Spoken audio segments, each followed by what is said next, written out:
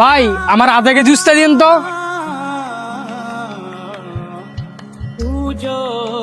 ভাই আপনি ভালো আছেন? এই তো আল্লাহ রাখছে ভালোই। অনেকদিন পরে আইলেন সবজি নিবার লেগা। আচ্ছা ভাই, আপনার সাথে যে একটা বন্ধু হইতো উনি কই?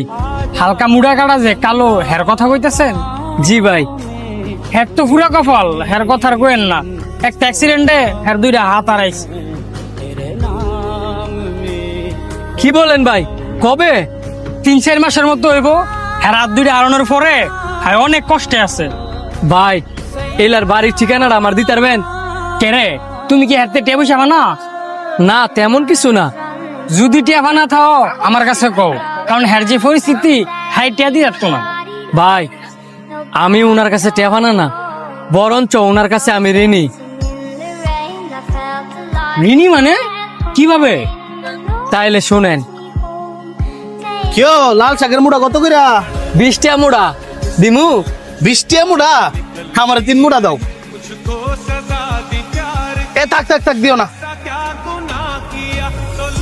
খেরে ভাই লয়ে যান, শাকগুলো অনেক ভালো হইব। আরে মানি ব্যাগ বাসায় রেখে আয়া পড়ছি। আপনি যেহেতু নিতে চাইছেন লয়ে যান, পরে না হয় আমার টেড়া দিয়েন। তুমি কেন সবসময় বউ? না ভাই, এক এক সময় এক এক জায়গার মধ্যে বই। তাইলে তোমার আমি কই পামু? আপনি লয়ে যান, যদি কোনোদিন আমার লগে দেয়া হয় পরে আমার দিয়েন। শুধু কি শাকই বিক্রি করো না আরো কিছু বিক্রি করো?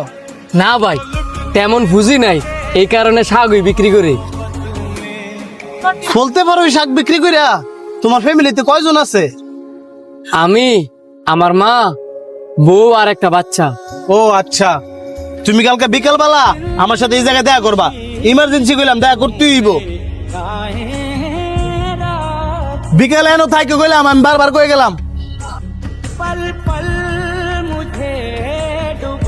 এই যে তোমার নতুন ব্যবসা, এই ভ্যান গাড়ি নিয়ে এখানে প্রতিদিন সবজি বিক্রি করবা, কেউ কিছু বলবো না। এইসব আমার জন্য করলেন যে? আমার মায় মরার আগে বই লাগাইছিল, ভালো একজন দরিদ্র মানুষ হেল্প করতাম, আর তারা এরকম ভাবে হেল্প করতাম যাতে সে জীবনে কিছু কইরা খাইতে পারে। হ্যাঁ বা না কিচ্ছু বলবো না। মনে করো আমি তোমার ভাই, এখানে মন দিয়ে ব্যবসা করো। গেলাম। আয়ো তুমি আমার লগে, হের বাসাটা তোমার দেখাই দেই। সানি ভাই, সানি ভাই,